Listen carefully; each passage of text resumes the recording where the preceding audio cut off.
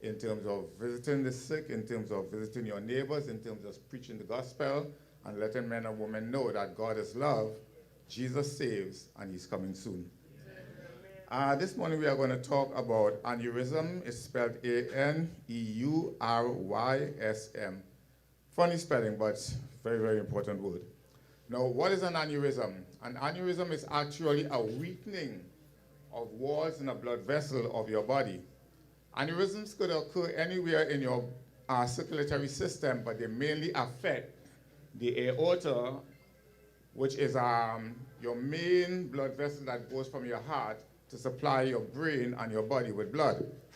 Now, there are different types of aneurysms that one could experience. You have, for instance, a fusiform aneurysm.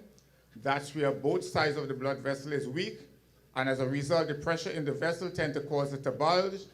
You have also a pseudoaneurysm. That means it's not actually the blood vessel, but it's just like the outer wall of the blood vessel, and blood accumulates there, but it's not the entire vessel is being affected. So blood seeps into there and bulges, but it's really not the vessel itself that's weak, the lines of the vessel.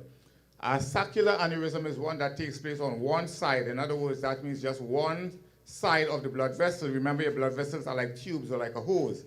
So just one side gets weak and the pressure affects that side, and as a result, you have the saccular. Dissecting aneurysm is where it's actually where you find the blood vessels venture off. Like you have blood vessels that may go in different directions, and in that area where they split to go in different directions, you will find an aneurysm could develop, because in that place, sometimes the blood vessel is a little weaker because of the diversion of the vessel. And we'll talk about rupture in a while.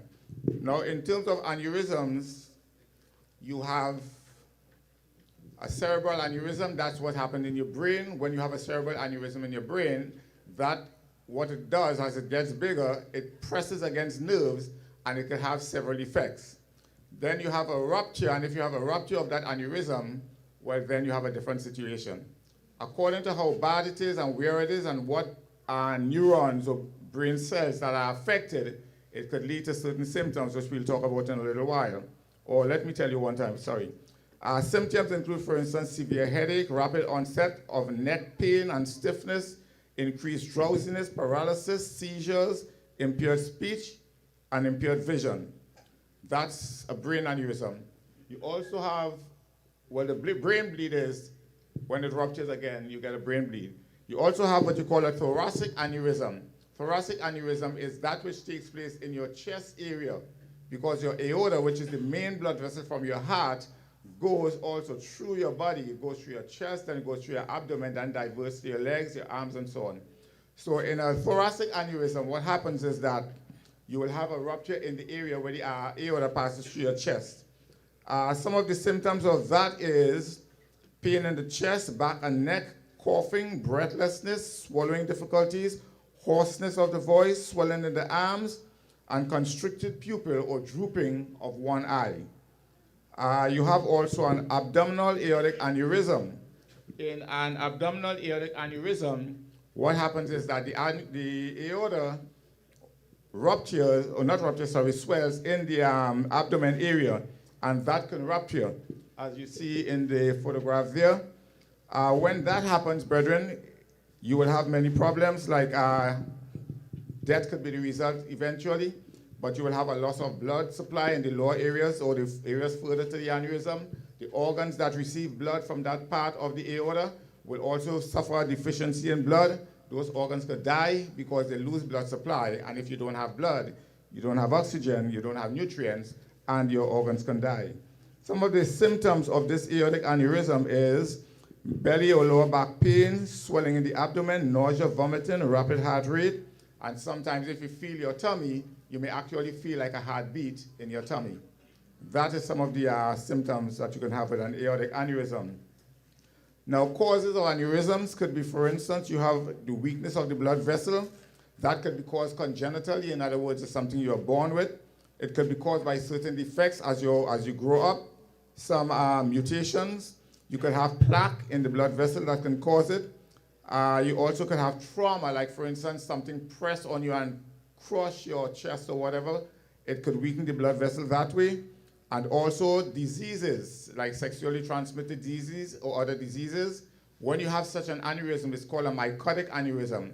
And in that case, that bacteria, or whatever it is, affects the walls of the aorta, causes it to become weak, and as a result, it bulges and it could rupture.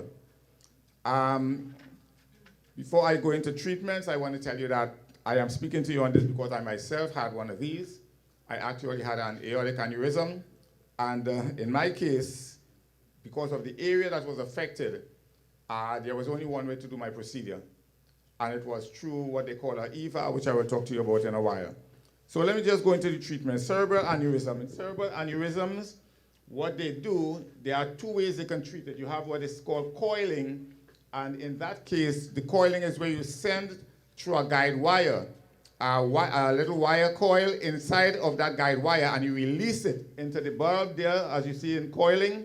And when that is released in there, what it does, it blocks the area of the aneurysm. It forms a wall against the blood vessel, and that prevents blood from continuing to go in that little sac, so it doesn't stretch anymore and run a risk of rupture. So they can do coiling in a brain aneurysm. They also do the clipping, which you see there.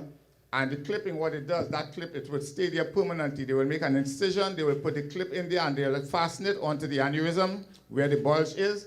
And that will actually prevent blood from going into that area that's bulging and pressing it and pressuring it further, which would result in weakening and rupture. So that clip will prevent the blood from going into that area that's weak, and it will form a barrier so the blood will be able to flow naturally. Now you have also open repair.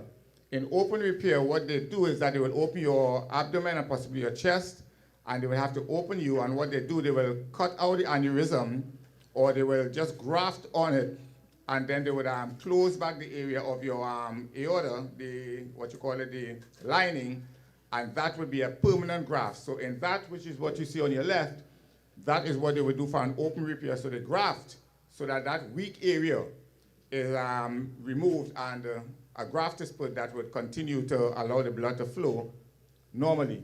And then you have stenting, which is the one second from left. In stenting, you don't open. In stenting, what you do, you will go through the groin, and through the groin, you will send a guide wire, and then you will send a tube through, and then you will release what you call a stent. So that little stent, when that stent is released, it will be released in the area where the blood vessel is weak, and that would reinforce that area so the blood wouldn't be pressing against the actual walls of the aorta.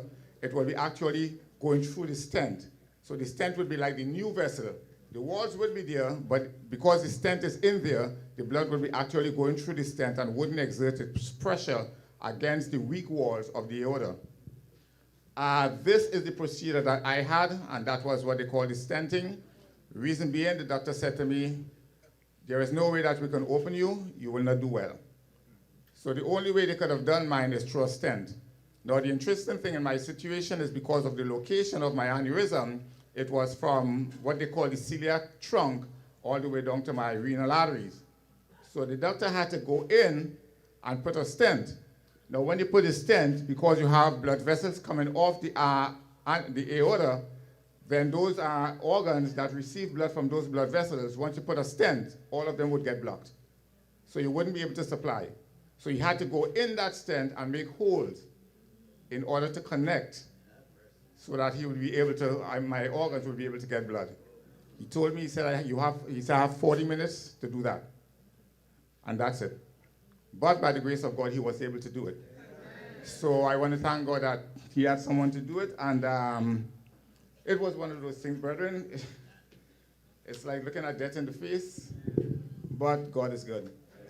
So I just want to let you know that in my case, and I'm just sharing this with you, the symptoms that I had like abdominal pain, but only after I drank something warm. I didn't have abdominal pain otherwise.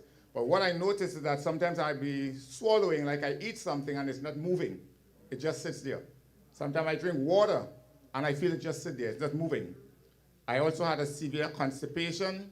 I had back pain on both sides of my back. Sometimes I felt like needles and pins just pricking me all over my lower back. And sometimes on my spine, there was also severe pain. And I had a really bad constipation. I mean, I'm vegan, and I go several times. Constipation just hit me like boom one day, and I didn't know what it was. And the first time they did a CAT scan on me, it was like my entire bowel was impacted. And after I got it cleaned out and I went home, the same thing began to happen again. And by the time I went back to the hospital 1 month after, my ascending colon and transverse colon was already impacted. And when they called the infectious disease doctor, because as I told you, there was a mycotic aneurysm is where you get an infection that affects your vessel of your blood, the walls of your blood vessel. In my case, they thought it was mycotic because when they looked in January, there was nothing. When they looked 1 month later, the aneurysm was already there, swollen and rupturing from the inside of the blood vessel. My doctor told me, he said, listen, he said, your surgery, I cannot do. The original doctor, he said, I can't do that, it's too difficult. He said, there are only 2 doctors I know in South Florida who can do this surgery. But I'll tell you this, if that ruptures, nobody can save you. So it was that critical. So I'm saying to you, brethren, today, if you find any symptoms, anything you can't explain, anything unusual, anything that makes no sense to you, you go to the emergency room. Because I am telling you, I had scheduled a colonoscopy for 2 days after I went to the emergency room. If I did not go, I would have had that colonoscopy. I'd have been dead on that table. Because it was just there to rupture. They gave me, when I had my surgery, it was the day before my wife's birthday. And the doctor said to my wife the morning before he took me into surgery, he said, I wish I had a crystal ball that I could have seen this 3 months ago. Then I could have had a stent made for him. But that would take 2 months. We may not even have 2 days. So, brethren, there are some very serious things out there. Don't take your body for granted. And I'm just saying, if you don't know something, go to somebody who knows. You go to the doctor, you get the treatment you need, because it could be life or death. So may God bless us, and may God help us to be intelligent and to be faithful. Thank you.